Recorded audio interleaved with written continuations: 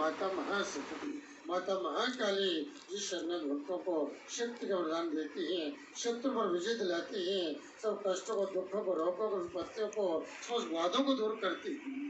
माता महालक्ष्मी महावैष्णवी इस शरण भक्तों को धन लक्ष्य का वरदान देती है, कारोबार वृद्धि करती है, यश मान सम्मान देती है।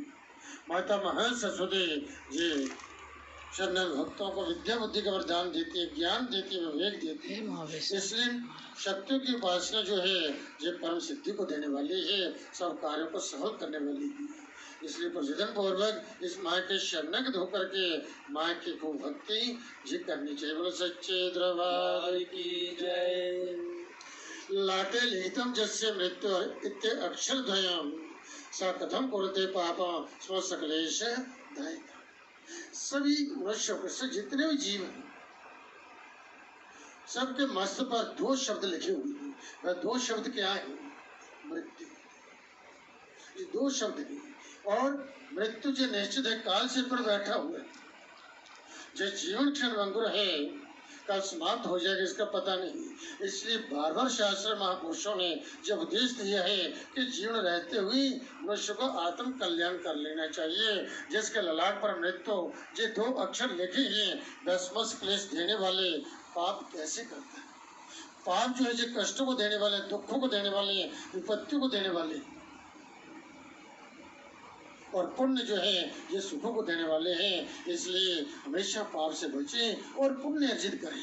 जैसे धन प्राप्ति के लिए प्रयत्न करते हैं, परिश्रम करते हैं, वैसे ही पुण्य प्राप्ति के लिए भी प्रयत्न करना चाहिए और पाप से बचना चाहिए। पाप से कभी किसी को सुख की प्राप्ति नहीं हुई। पाप कर्म करने से कहेंगे हम सुख प्राप्त करेंगे तो कुछ समय के लिए भले ही आपको सुख दिखाई देगा, परंतु उसका परिणाम क्या होता है? सर्वनाश। सब विनाश हो जाता है, कुल का विनाश हो जाता है। इसलिए पाप से हमेशा बचें और आतर पुण्य अर्जित करें, माँ भगवती का स्मरण करें, माँ की कृपा प्राप्त करें। तो देखिए आपके जीवन में कैसे आत्म शांति, आत्म सुख होता है, कैसे आपके क्लेश दूर होते हैं, आपके जीवन में कैसे परिवर्तन आता है। जी माँ की कृपा से सब संभव होता है। इस धर्म में आप छोटा सा दृष्टांत दे रहा हूँ। कुरुक्षेत्र में एक पुंडरीक नाम का ब्राह्मण था और एक क्षत्रिय जिसका नाम अम्बरीश था। एक पुंडरीक, एक अम्बरीश, एक ब्राह्मण था, एक क्षत्रिय था। उस नगर में अब ये दोनों बालक बाल्यकाल में इकट्ठे ही इन्होंने ज्ञान प्राप्त किया, विद्या अर्जित की। फिर ज्ञान प्राप्त करने के उपरांत इन्होंने अपना कारोबार प्रारंभ किया। इकट्ठे बड़ी मित्रता थी परस्पर।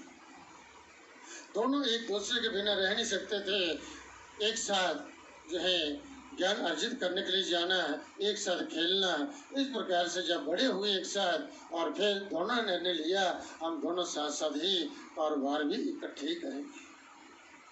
कारोबार शुरू हुआ, देव देवताओं की कृपा हुई और इस प्रकार से उन्हें धन में खूब वृद्धि प्राप्त हुई, धन की वृद्धि प्राप्त हुई। माँ लक्ष्मी की कृपा की चीज की कमी नहीं थी, परंतु वे कुसंग में पड़ गए।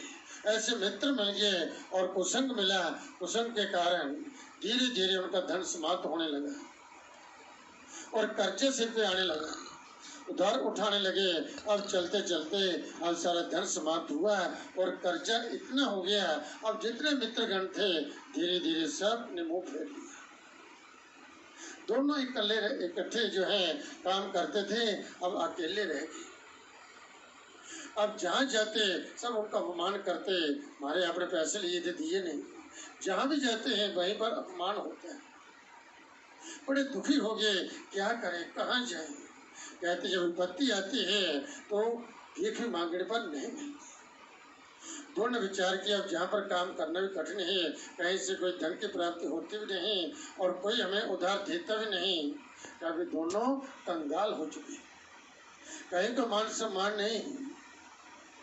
मित्रगण थे, हमारे साथ रहते थे, हमसे धन प्राप्त करते थे, आनंद लेते थे हमारे साथ।